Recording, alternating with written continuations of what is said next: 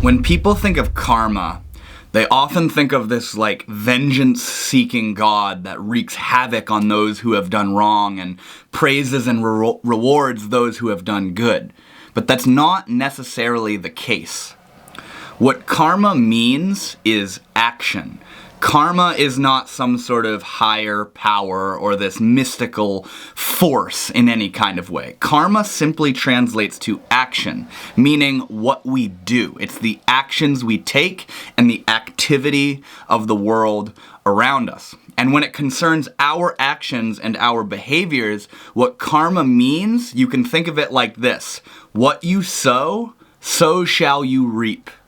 You can think of karma as actions. You can think of those actions as seeds.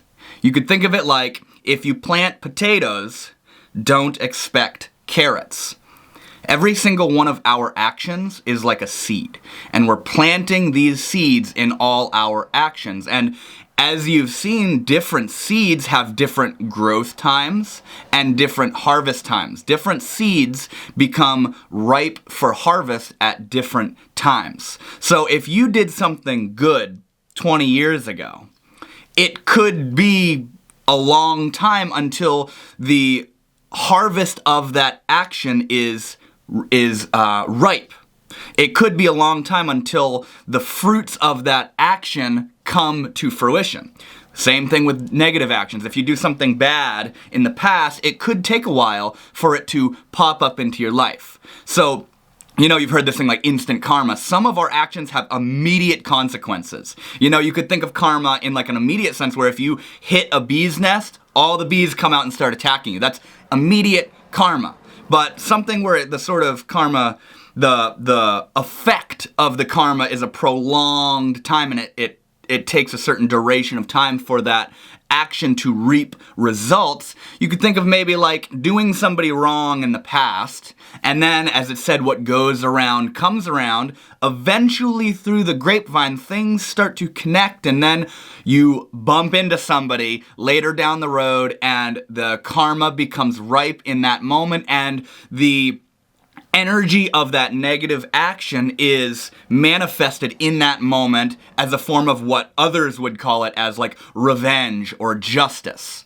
But see, it's not really, like I was saying in the beginning, people think it's like this higher power, this sort of godlike energy that if you do good, good will happen to you because this godlike karma sees you doing good and begins to reward and gift you. But it's not like that. It's a very, honestly, straightforward system and technology where what you do, what the way in which you act, the energy from which you act will be reflected in your life.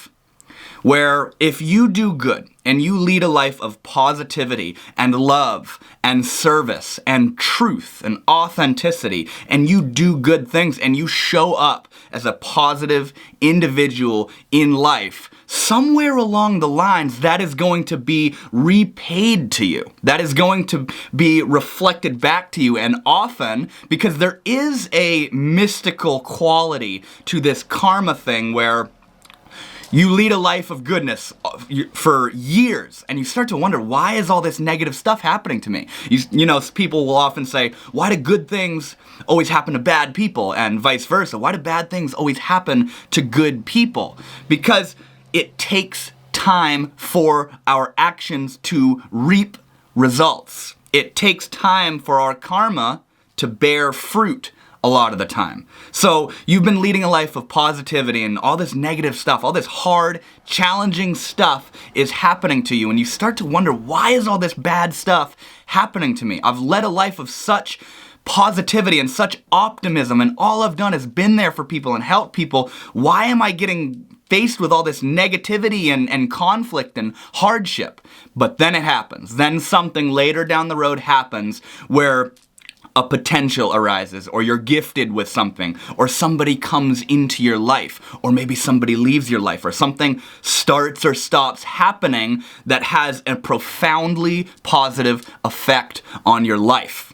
And the very same thing goes for negative people who live a negative, toxic, cynical, arrogant lifestyle. I'm sure you could all think of somebody like that, where they could be doing dirty and doing people dirty and doing wrong to people and misleading people and manipulating people and putting people down and using people for years.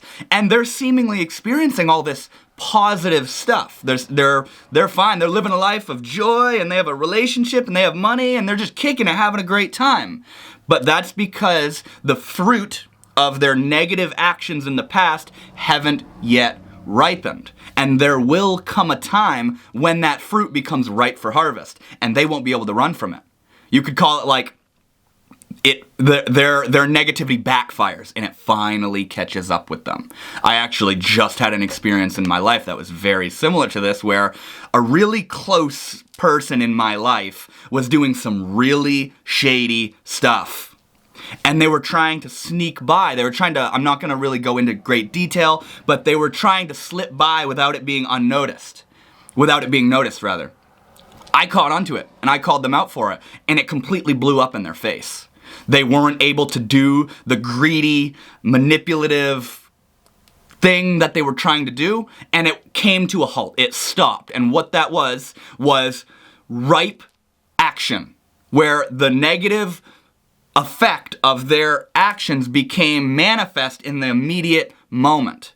And that's the hard part. That's hard for a lot of us to understand, is that if you're leading a life of negativity, it might not be a while until the negative comes back to you.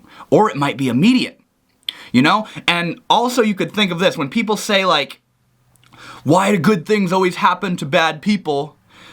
Let's just say a person robs a bank and now they have $1 million and they don't get caught. And you know they did it, but it can't be like proven that they did it, so they get off the hook. Seemingly they're off the hook, right? And you feel like almost like jealous, like there's no justice that was served, where this person's just living it up with $1 million now. But see, here's the thing. On the outside, from the outside looking at that person that robbed the bank, it looks like they're having a ball and having a great time and they didn't get caught and they got away with it. But see, if you were able to be in their shoes and experience the vantage point from which they're experiencing life, you're gonna see that they're paranoid. They could be caught at any moment. They're paranoid. They're not able to really enjoy having all that money. The reason they robbed the bank in the first place was from a seed of greediness and wanting more and more, a lack of fulfillment, a lack of contentment. So the very reason they have that $1 million is a direct reflection of the fact that they're not satisfied in life. So having the $1 million, as you all know, is not going to solve anything for them. So this person that robbed the bank, that seemingly got off the hook and is living it up, they did this horrible thing and they weren't caught, but inside of them, they're not accomplished. They're not having a good time. They're living in fear. They're living in a constant chase of fulfillment. They're constantly chasing satisfaction. Now, where karma gets more complex is when we start to look directly at the traditional teachings of karma, being that of Hinduism. This is something I've looked greatly into. In Hinduism, there are all sorts of different types of karmas. There's what's called fixed karma, karma that you can't change. Like you could think of your parents, for example. That's fixed karma. You can't have different parents. It's fixed in this life. And then there's also karmas you could call, I don't know the exact terminology, but it's like willed karma. It's actions that you choose in the moment to take. When there's a fork in the road, you either go left or right. And that is an action that you chose in this lifetime right now. And the actions that you take right now, in other words, the way that you're thinking, feeling, and acting right now will determine the way you think, feel, and act in the future. So there's actions in this life right now, like I could have not started this video. Or I could have started this video, and right now I've started this video, and that is a karma, that is karma in action. karma in movement. It's a momentum of activity. And as we continue to act in our lives, our actions begin to like snowball and build this inertia and build this momentum. So if you've led a life of negativity for 10 plus years, or you were in a really rough patch in your life years ago and you made all these horrible decisions, and now you're in a much more healthy mental place, a healthy place spiritually, a healthy place physically, but there's still all this ruckus and chaos around you, you can see that as a direct reflection of actions you made in the past, of thoughts and actions you had in the past. And where I was mentioning the sort of complex nature of karma when we refer to Hinduism, and what that is there is something called prarabdha karma, which is essentially, this is where they begin to tie in past incarnations, past lifetimes. Now, I'll probably lose some of you as I begin to mention this, but essentially what Hinduism teaches is that actions you made in a past lifetime or previous past lifetimes may become ripe in this lifetime. And that's another reason you could look at it as, why do good things happen to bad people and vice versa? Why do bad things happen to good people? It could be ripening karmas from past lifetimes. And like a way that I like to think about this is, when you come into this life, you could have like, here's an example. I have two twin little brothers. They're 8 years old. They're twins, but they're completely different. They're completely different. And obviously you can like assume on a rational, skeptical level that it's just because of their biology and all this kind of stuff. But the way that I personally look at it is sort of in line with what Hinduism teaches, meaning that they are souls that came back. They are two individual souls. They're raised in the same household, but they're completely different. And the reason they're completely different is, one, because it's completely different souls on completely different and independent journeys in life, but also the reason they're different is because of the ripening of actions that were made in past lives. Now, where it gets even crazier in Hinduism is when they say that when you're about to die, the thoughts on your mind, what you're clinging to, if you're clinging to life, you will often go back into the world. It's said that desire sort of propels you into the next lifetime. If you're clinging to this or that when you die, you will most likely come back into another lifetime. And also, if you have a huge history of actions that haven't yet become ripe, you will come back into this life to bear the fruit of those actions, whether those actions were good or bad. So, karma essentially is what we do in our life, And the wild part is how little understanding we actually have of what karma is and the impact that it has on our life. Like, if you completely subtract all of the sort of mystical, esoteric things that I just shared that Hinduism teaches about karma, and you just look at it as the simple fact that what you do is what will come back to you in your life. What you sow, so shall you reap. And people have the audacity to wake up in the morning and engage in bad habits and low vibrational activities and talk down to people and talk down on themselves and eat junk food and not do anything good for themselves. And then they wonder why all this negativity is happening in their life. Why is the world so negative? Why is the world always out to get me? Why is bad stuff always happening to me? But they don't realize that the reason the bad stuff is happening to them is from the place in which they're acting. Every thought they have precipitates actions in their life. And if you aren't looking at the thoughts that you're having, you're not going to know why your life is in the state that it is. This is why it's so critical and so important to pay attention to your thoughts. Because as I've said before, the ancestor of every action is a thought. The ancestor of every karma is a thought. A thought is something that arises in the moment, and it's often oriented towards some sort of desire.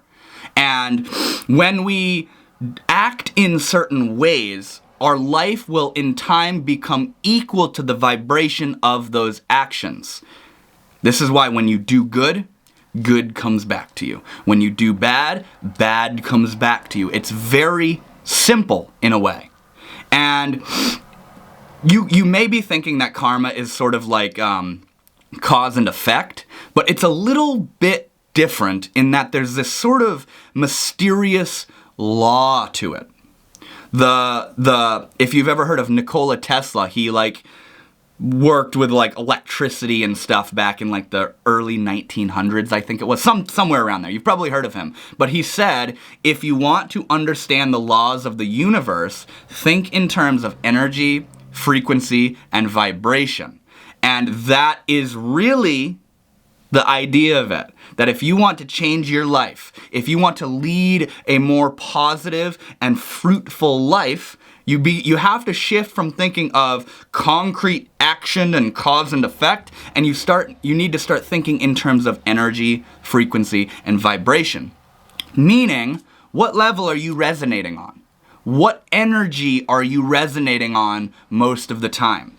If you're most of the time negative, then most of the time your actions will be equal to that reality. This is something I've talked about to a great extent on my channel now, where it's very important to work on raising your vibration and raising the energy that you're resonating on, because so long as you're living in a low vibration, you could think of that as just negativity, that will be the state of your life. That energy will result in actions that are equal to that energetic vibration. So if you're living a rough life because of actions you made in the past, or because of actions you're making every single moment where you're thinking negatively, you're talking down on yourself, you're arrogant, you're greedy, you're lustful, you're addicted to this and that, you're cynical, you're putting people down, you're putting yourself down, just a negative energy.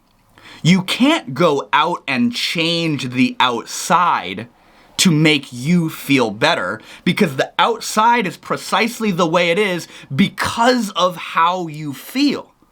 The way you feel is why the world looks the way it does to you. The world on the outside that you despise is a shadow being cast by the thoughts and actions that you're having every single day. This is why it's so important that to change your life, you need to change what you're doing right now in this moment. It's not something you'll start doing in a week from now. It's not something where you revise the past and resolve conflict and traumas from the past. And it's stuff you do right now. Little micro habits, little atomic habits. Right now, in this moment, that's how you change your life. And in order to change those habits, in order to change those actions, those karmic activities, you need to shift the energy. You need to shift the energy. It's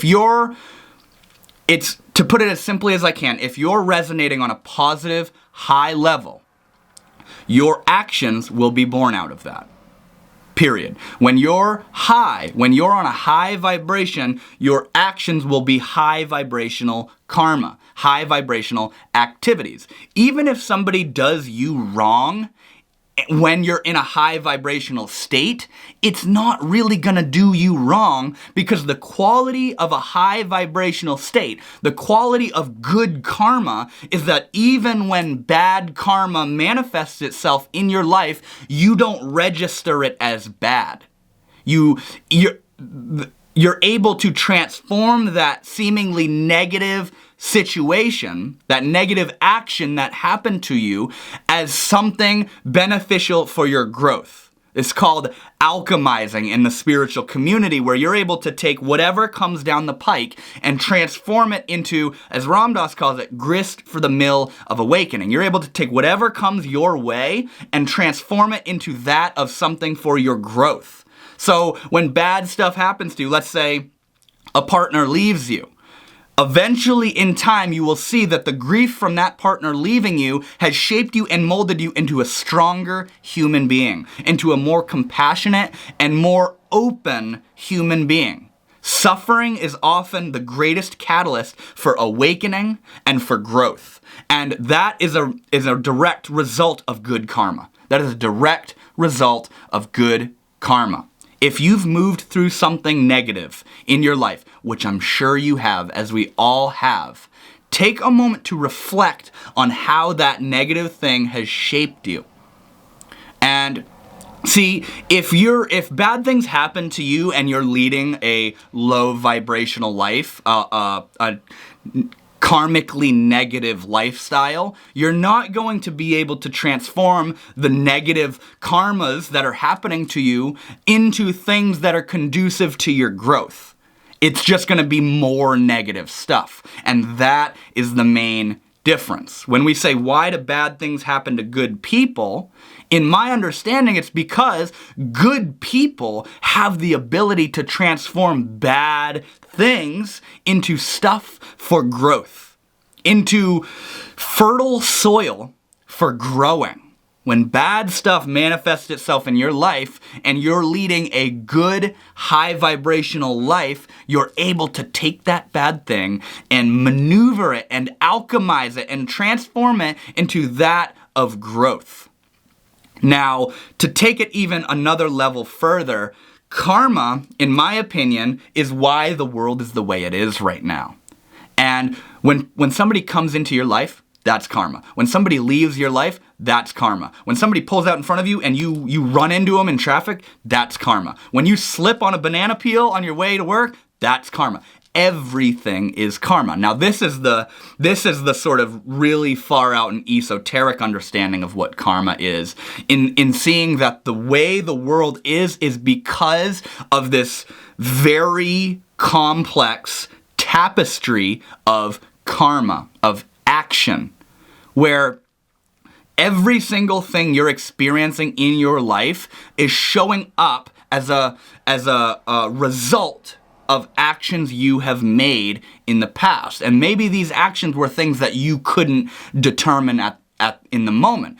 For example, like slipping on the banana peel. You didn't intend for the banana peel to be there, but nevertheless, the path that you chose to walk in was in line with that banana peel, and so you slipped. It's a very far out understanding of karma and why the things happen that happen in the world around us. And this kind of is pointing to what I mentioned earlier, the prarabdha karma, the fixed karma in this life, where what's happening to you in this life and who comes into your life and who leaves your life is a result of actions that have been made in the past, maybe even past lifetimes.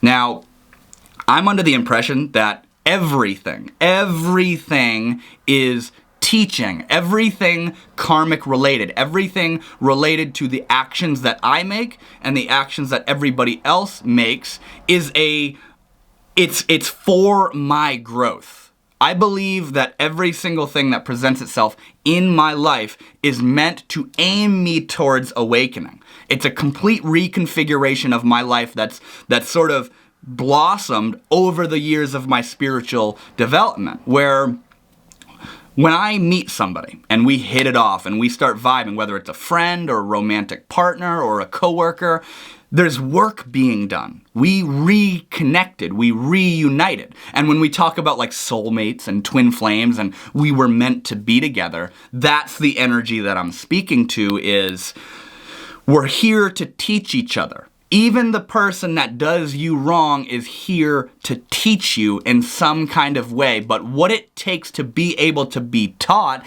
is to have the eyes to be able to see every single thing in your life as a teaching. Whether that be positive, beautiful things, or the worst and most detrimental things. No matter what it is, everything that happens in your life is good for your awakening. Now, what it takes to see that, honestly, is to be living from a positive vibration. To see everything in this sort of optimistic, transcendent understanding that this life has your best interest in mind. And what that best interest is awakening out of the illusion of being asleep in the role of your thoughts and emotions, and you're just stuck and you're at the whim of every single thing you're thinking. When you wake up from that, when you awaken, you begin to see your life and everything in it as functional. So this is a really far out, long-winded way to describe that what you do in your life is going to result in the things that come to you in your life. And if you see somebody that's being negative or causing pain and suffering in other people's lives, understand that in time that will come back to them, and it's out of your control, and you shouldn't worry about when that bad thing comes back to them. And if anything, you shouldn't wish bad on those who are doing bad. Now that's obviously, that's a hard virtue to develop within yourself, where when somebody does you wrong and you wish love on them rather than fighting fire with fire and wishing they like get hit by a car or something, that's a really high virtue to cultivate within yourself. Oftentimes, when somebody does us wrong, we want to do wrong back. But what does that do? That keeps the momentum of negative karma going. If we can meet somebody's negativity with positivity, that is a seed that will eventually result in the end of that negative karma. If you're living a negative life and you decide once and for all to meet that negative lifestyle with a positive self-transformation, that seed of positive karma will eventually result in the complete ending and disintegration of that negative karma.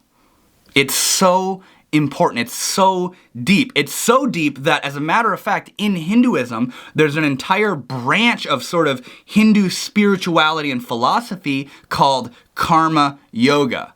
What yoga means is it's not stretching and doing poses and stuff. It's much deeper than that. What yoga means is union. And by union, it implies you coming back into union with the one. Essentially awakening. Yoga means awakening. If karma means action and yoga means awakening, what karma yoga means is awakening through action. Karma yoga means awakening through the process of just living your life. Through the process of seeing every single karma, every single action and activity in your life as something that is able to awaken you. And karma yoga often has to do with service. Living a life of right action. Doing good things in this life. And when somebody wrongs you, you don't meet that with doing wrong back to them, but rather you meet them with wisdom and maturity and love and compassion. And as you begin to practice karma yoga, it'll completely transform your life.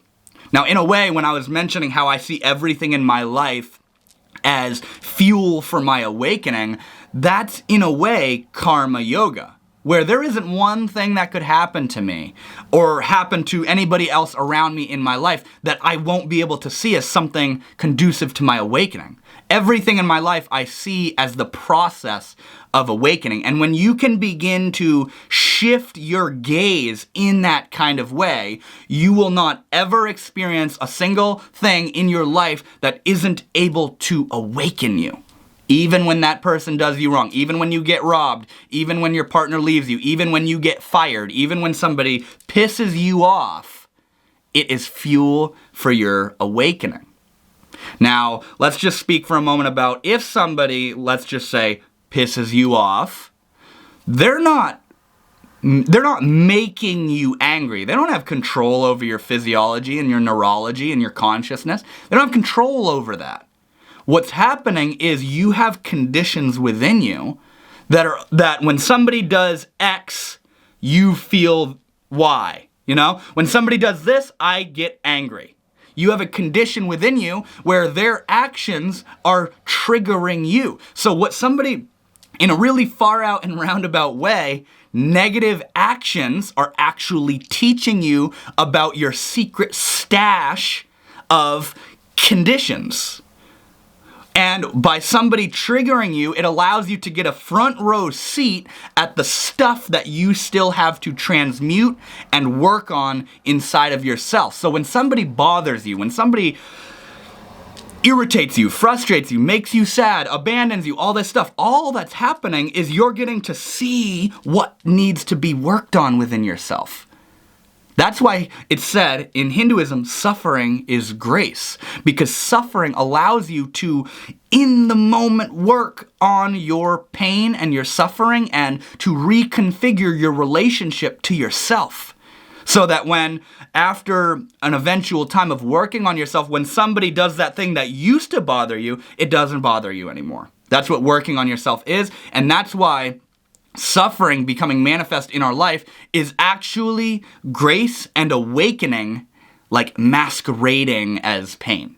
So karma is what you do in your life, and it's so important to work on shifting your actions and shifting your energetic orientation and relationship to life to that of a positive vibration. Because I'm telling you, right when you shift that vibration, the actions and karmas you make in your life will begin to plant seeds of positivity that will eventually come back to you. So to sort of put all of this in a nutshell, karma means what you sow, so shall you reap. If you plant potatoes, don't expect carrots. If you lead a life of negativity, don't expect good things to happen. If you lead a life of positivity, don't expect bad things to happen. It's a sort of energetic equalizer, but the confusing and complex part of it is that it can often take time for the fruit of your actions to become ripe for harvest. Thank you guys so much for watching this video. I really hope you enjoyed, and if you did, consider liking and subscribing because it helps these videos go really far, and I would greatly appreciate it. So with that said, I will see you all in the next video.